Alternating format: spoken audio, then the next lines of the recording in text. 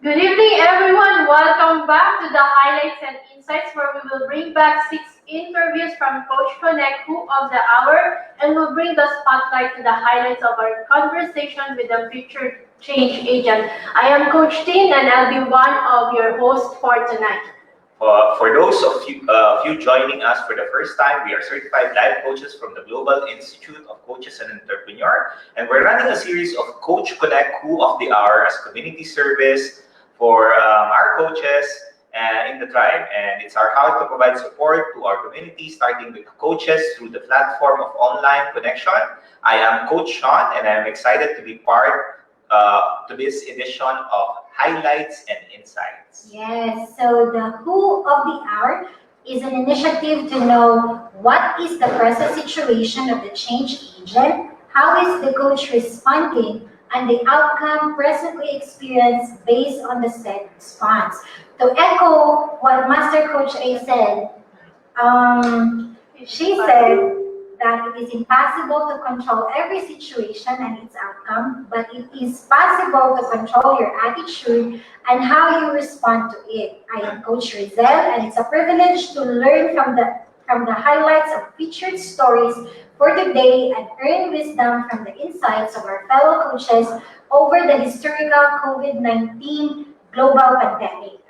So we encourage everyone to participate and share your takeaway from the highlights and or your action items from the insights that you will gain as we roll back the stream of the interview. Yeah, and be part of history. Comment, share, and circulate in your groups and pages this video, and let's bring inspiration and motivation to men. Yes, so for those of you watching and in need of coaching service, we offer 24/7 coaching on-demand service.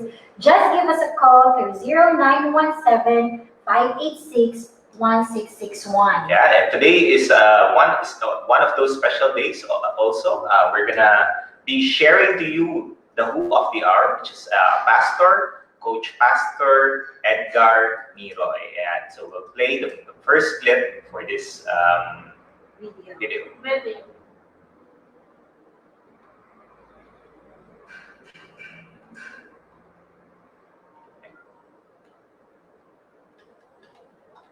Protect, diba? To protect, to grow, to nurture, and yet something like this comes to life, as in, and it for some it's bigger than life, but at least we know that it's not bigger than our God. But it becomes so big that the whole world will stop.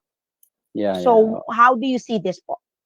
Sa akin, nakikita ko kasi ito na sa purpose ng Diyos eh. May purpose ang Panginoon sa pangyayari ito. Siguro makita lang ng bawat isa, hindi lang siguro sa Pilipinas, sa buong mundo. Oo, na kung ano ang purpose as a whole, at the same time individually. Kasi God is dealing, iba yung deal ni Lord as a whole, iba yung dealing ni Lord individually.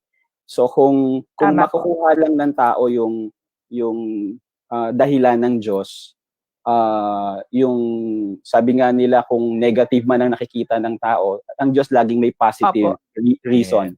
Lagi siyang may positive reason. So yun lang, makita ng tao as a whole at saka individually yung purpose, bakit ito naganap, bakit ito nangyayari, at anong pwedeng maging sa atin, sa sarili natin, anong pwedeng maging tayo out of this sabihin natin crisis, is doon siguro panalo na tayo, kumbaga tagumpay na tayo. It really boils down into knowing God's purpose behind the COVID-19. Madalas kasi, di ba sa dami ng masyado ng advance ang teknolohiya natin, nakalimutan na din natin huminto, magpahinga, at bumalik sa Kanya. So, di ba kadalasan yun, naaalala lang natin siya pag may problema, So, maganda nga yung sinabi ni Pastor Coach Edgar na kailangan nating mahanap ulit yung purpose natin. At may purpose din si God kung bakit merong COVID-19. No, importante talaga yun eh. Binigyan tayo ng panahon para mag-isip, magnilay-nilay Sabi nga ni Coach Michael, no, magnilay-nilay talaga, pag-isipan kung ano ba talaga yung purpose natin sa buhay. And I think yun yung pinakamaganda, no, to ask yourself, what is my purpose in life? Why am I living the life, and am I living the life right now? Diba? It's the reason of your existence, and if you're able to really pursue the reason of your existence. Yes. Okay, dahil dyan. Next clip, please. Anong unang-unang binago sa'yo ang sitwasyon na to? Para sa'yo at para sa pamilya mo at para sa church mo? Ayun.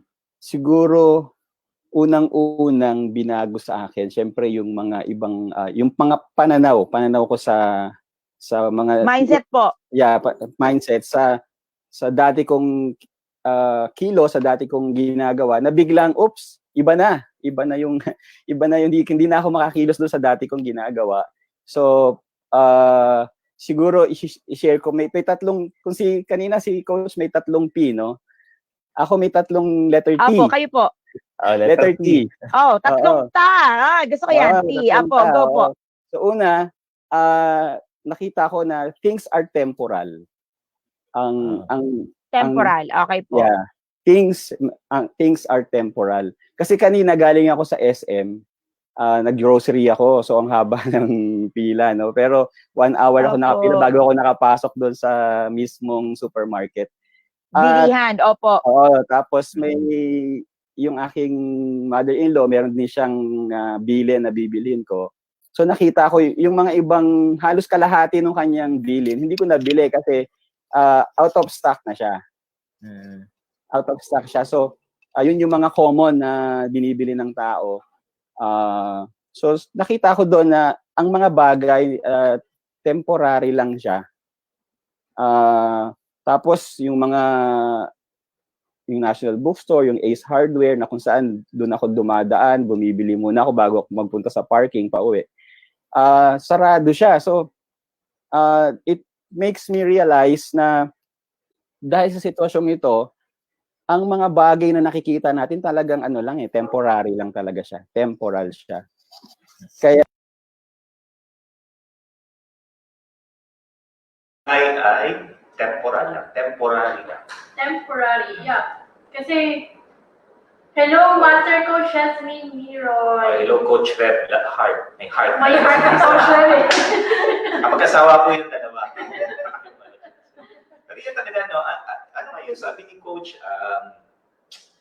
yung shinare ni Coach John kahapon na, di ba, ano lang naman tayo, pinapairam lang yung steward.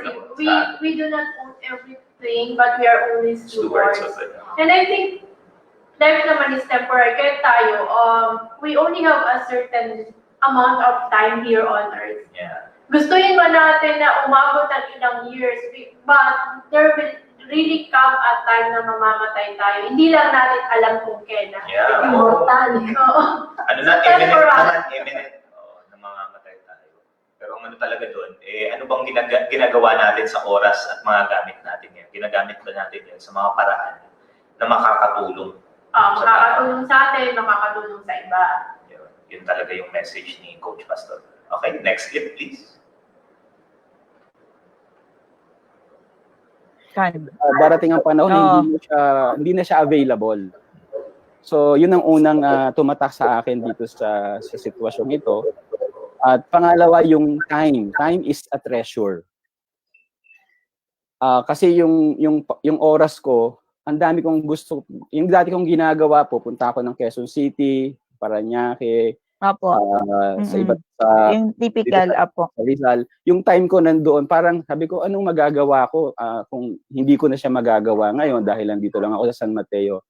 So, ang na-realize ko is yung time na napakahalaga ay hindi na dapat aksayahin sa ibang bagay na 'di ba may mga lalo na yung mga tao ngayon sa bahay, 'di ba? Ang pwedeng gawin, dalawa lang magawa.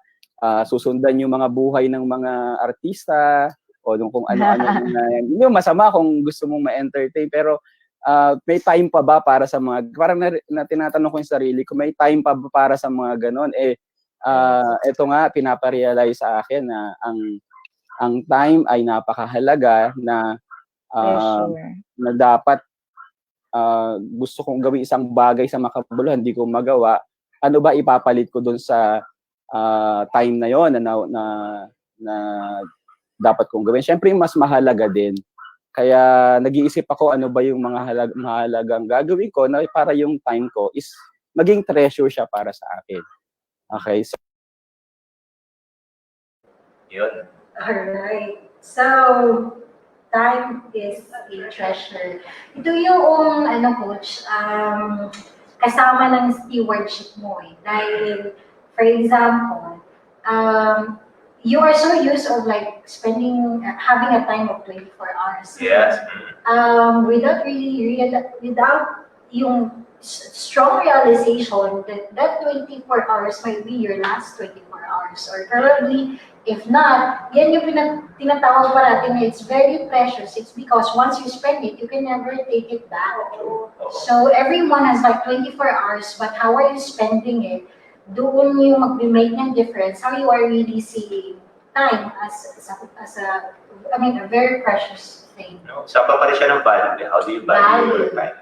Ano, 3 T's. Ayan, yung sinasabi ni Coach A, yung isa temporal. And we do not own everything. We do not own everything.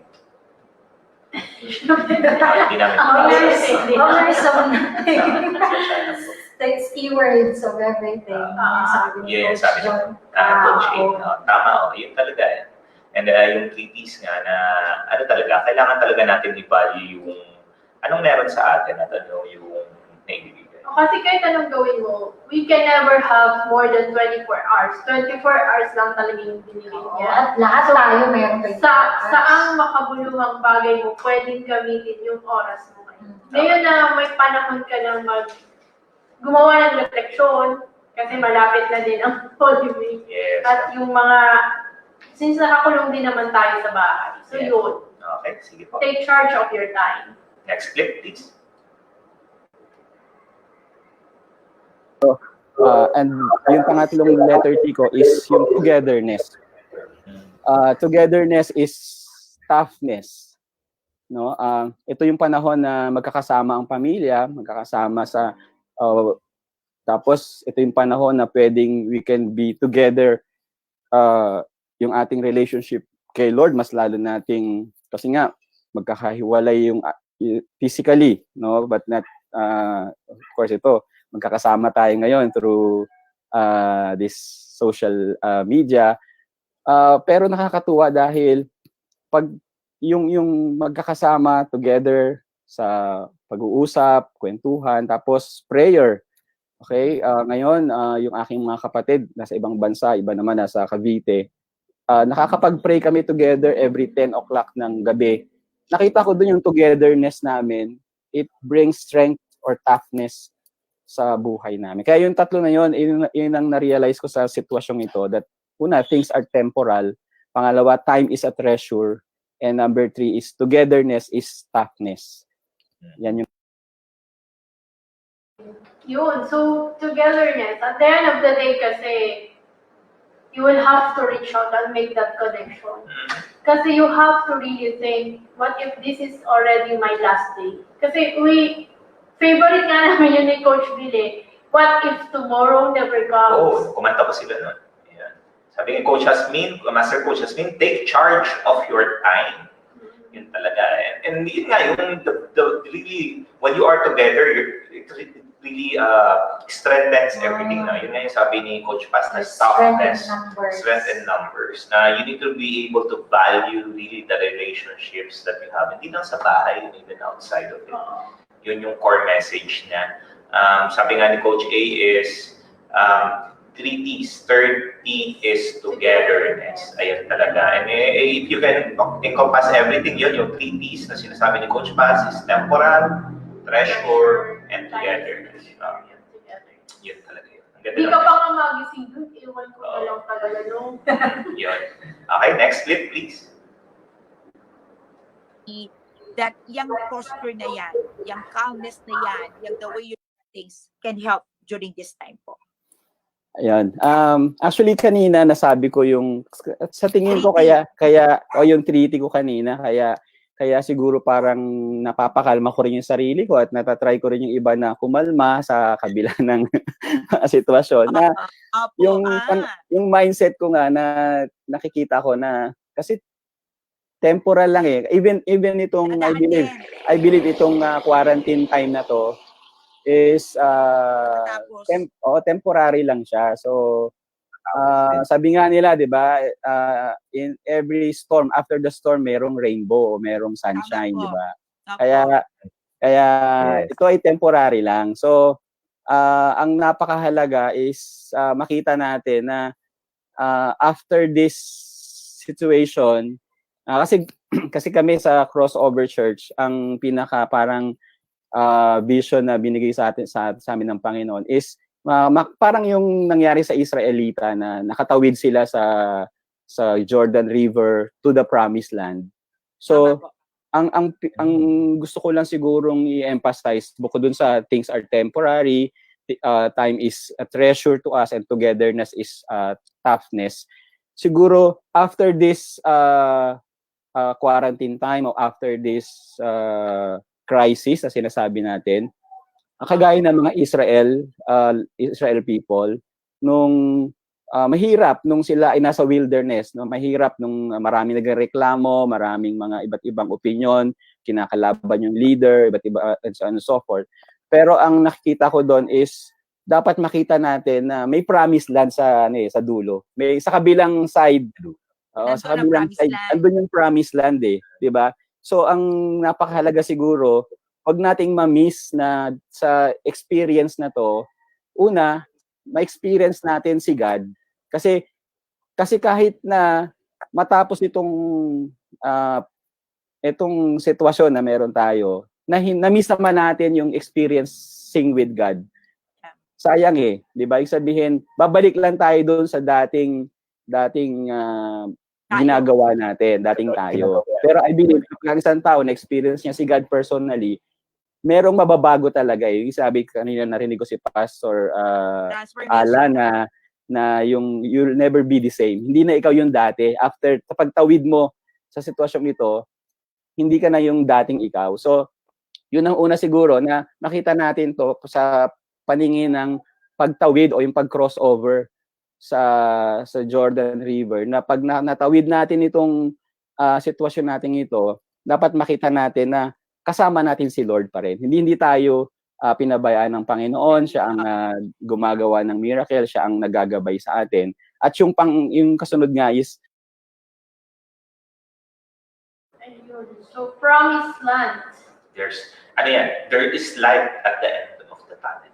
Yun talaga yung doon. Or there is a rainbow after the rain. Sabi kasi ni Coach,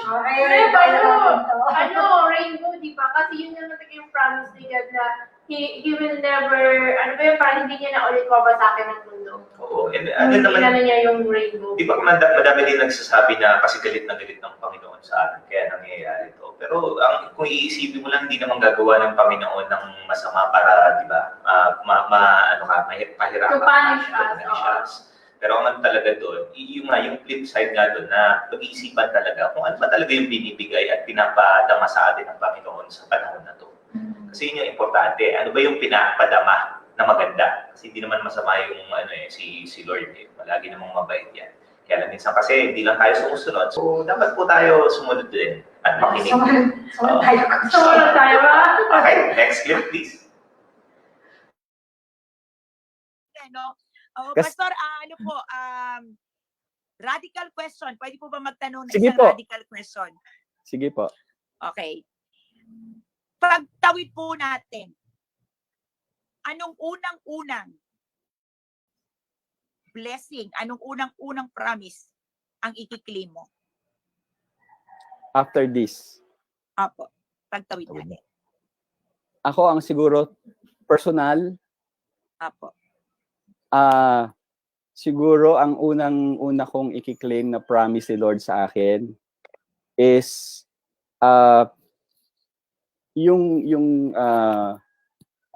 paano ko ba sasabihin? Yung yung sinabi niya sa akin before nung ako pa ay tinawag niya na lingkod sa kanya, na whether meron o wala, whether maganda o hindi maganda yung sitwasyon, Opo. sasama siya sa akin at magpo-provide siya. Yeah, he will be with me always. At ipoprovide niya yung aking yung mga needs ko. Hindi ako dapat mag-worry sapagkat sigurado yung provision niya sa akin.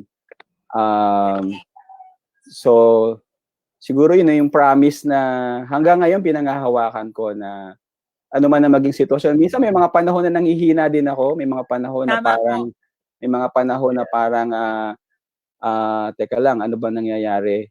Pero binabalik ako ng Panginoon doon sa pinangako niya sa akin na actually hindi naman nung nag-serve ako kay Lord, hindi man ako nakarinig sa kanya ng parang or wala akong inaasahan na kapalit, no? Kasi kulang pa nga yung sarili ko sa ginawa niya sa akin eh. Pero isa lang alam ko, hindi niya ako pababayaan, that He will provide for all my needs. Amen. Maganda naman sa promised land, yung tanungan ni Master Coach A kay Pastor Coach Reverend Edgar Miroy. Ang cute kasi ng Coach Reverend pag nandito siya pinatawag. Thank you Coach Reverend Ron. Ay, may anong pamansahe si Coach. Si Master Coach Jasmine, let's not miss during this season to experience God. Yung journey. With the promised land naman, there's always provisions. Sabi nga doon, the land that is flowing of milk and honey. So there's always provision there. Tama din yung yung nakaka-relate ako doon sa journey, kasi kung isipin ko yung mga Israelites na nag-journey sila papuntang promised land nila, ang dami talaga doon nangyari, that yung choice lang nila, either they will experience God or they will still experience God, but the other way around, it's like experiencing God in the context of obedience or experiencing God in the context of disobedience. Yeah. So may pre-choice pa rin talaga tayo kung ano gusto natin gawin sa mga panahon na to. And yung magandang message niya. Coach Dit? Siguro nga sa nangyayari yung iba, it's so hard dahil dun sa mga less fortunate brothers and sisters. The thinking that what would happen to them since wala silang work. Pero I think God is providing through the leaders. Pag makikita mo kaliwat ka na naman, nag-start na yung yung pagbibigay ng relief food. So God is really providing something. So ano ba ang pwede natin gawin at this moment that we are having COVID-19? What can we change in our life while God is doing something? Yeah, good. Okay. So, yun na lang muna siguro. Yun talaga muna. Okay, next clip please. Siguro kung bibigyan ako ni Lord ng power para mag-create ng miracle, of course, healing. Hindi lang physical healing, no? It's more than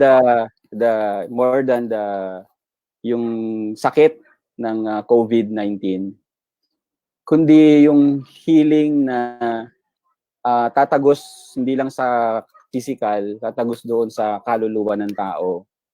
Na ma-realize ng tao na really without God, isang bacteria lang, isang virus lang pwedeng, 'di ba? Pwedeng which is actually may kapareho siya ng Diyos yung virus. Kasi yung virus invisible. So si Lord din invisible. So papalitan lang ng tao yung papalitan lang ng tao na focus na salit na matakot doon sa invisible virus, magkaroon siya ng tunay na takot sa tsaka trust doon sa invisible God na kayang mag-heal. Kayang mag-heal ng hindi lang physical, even sa soul, mental, lahat ng aspeto ng buhay natin. That's natulala ako dun sa invisible si virus, invisible din si God. Pero tama nga naman na fear yung sinong ni virus, but you have an invisible God eh. Have that trust in that invisible God that He will do something. So healing should really come from yourself, papunta sa soul mo.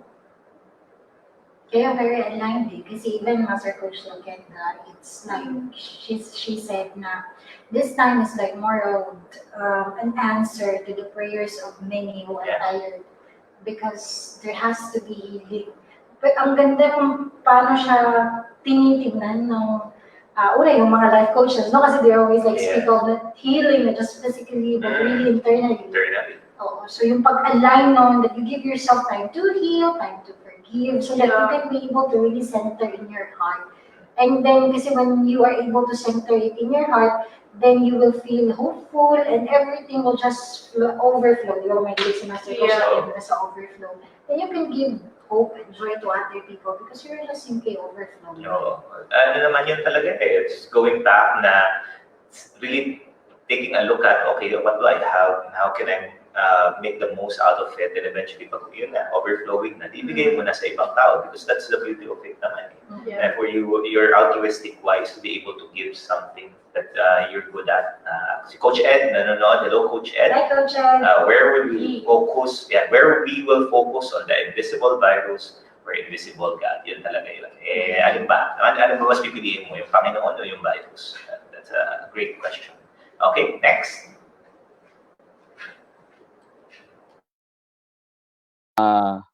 Matawid natin. Crossover. Ako personally, sa family, tsaka sa lahat, makatawid tayong lahat. At kung ano man yung pine-prepare na promised land, quote-unquote, promised land ni Lord, after this crisis, lahat tayo, ma-enjoy natin yung yung promised land na yon, yung magandang promise ni Lord sa atin. I believe lahat tayo may kanya-kanyang individual promise na pinangahawakan kay Lord. So, ang gusto kong outcome na makita ko sa lahat, sa akin personally din, is matawid natin ito ng tama kasama ang Diyos at mag-land tayo dun sa sa promised land. Cross over to the promised land. So, parang the situation that we have right now is asking us to pause, to stop, and really think of what matters in life. Then after that, how do we cross over to the new life? Kasi, pag inisip mo, this is a second life for us. So, ano ba yung gusto mong makita sa next life? Ganun pa din ba yung kung ano yung ginagawa mo ngayon? Yeah, kung titignan mo nga, yung story ng Starlights. Because yun yung context ni Coach Rev. Even that movement kasi, it was an answer to the people who were really crying help to God because of their present situation. Kaya sila nilabas doon. So, pag naririnig ko yung cross over, and then may journey na kailangan i-cross to get to your promised land, makikita ko uli yung paano tinawid uli yung Master Coach Lakenda. No? And then Coach AJ was saying about there is a message that you have to draw. Yes. You have to draw out from this situation. There is a message for everybody. Ang din doon, magandang tanong is, ano ba yung promise sa'yo? Kasi minsan, sabi nga, minsan may promise na nagbibigay sa'yo ng ibang tao, may promise na binibigay sa'yo na bulong lang kung sino-sino, at may promise na binibigay lang ng Panginoon. Ang tanong doon, ano yung promise para sa'yo? At yun ba talaga ay para sa'yo? Share na yung promise. Ano ba talaga yung promise? Ano yung promise na yun? Yun yung time ngayon to really pause and think about, ano ba yung promise talaga binigay sa akin ng Panginoon? At yun naman, makikita mo naman yan may book naman dyan para to get clarity. And yun po, that's the last clip for this segment po. Thank you po for tuning in and Coach Pastor Reverend Edgar sharing his wisdom to us, and we hope that you're able to get insights and your reflection out of this discussion, Coach Tim. Yeah, so I would just like to leave the 3 T's na binigay ni Coach Rev, yung things are temporal, time is a treasure, and being together to create that toughness. Because at the end of the day, we need to really live the life that God has promised us. May promise naman talaga si God sa atin eh. Kaya lang, with the hustle and bustle of life, with the demands of the people around us, the people that we love, or the people that we wanna please, nakalimutan na natin yung tuparin yung promise na yun at gumawa tayo ng ibang daan. Yeah, Coach Face, anything you want to share? Let's get to the promised land. Yes, let's get to the promised land together. So yan po, we still have 5 more videos. So due to highlights. tune into us in the next 5 hours, we will be the one to talk to you and share to you the highlights and insights of the Who of the Hour. At dahil dyan po, i-close namin to with the Love Bang Boom because we all love you. Love Bang Boom! Love Bang Boom!